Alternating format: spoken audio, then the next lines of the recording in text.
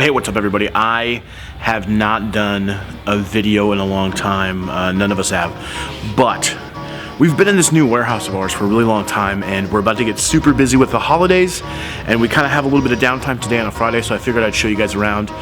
Just a few people here today, but you guys will get the general idea of the new warehouse, and yeah, I hope you like it.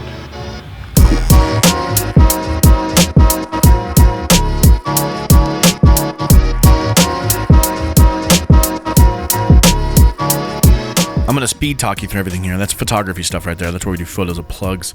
Here's some posters from yesteryear and yesterday, and this is where I'm recording this right now with these beautiful microphones. And that's a crossbow. That's for zombies and stuff. Here's a camera. We shoot a lot of things on that camera, and that was an Xbox. And these are books, and this is a computer. All that stuff's for learning. Star Wars. Thanks, Joe. Here's some plugs you've probably seen on the Instagram. And now we go downstairs. We got a plug wall, we got an Andy picking plugs in the plug wall, we got more plug wall. I don't know if you know this, but we got a lot of plugs. Skeleton.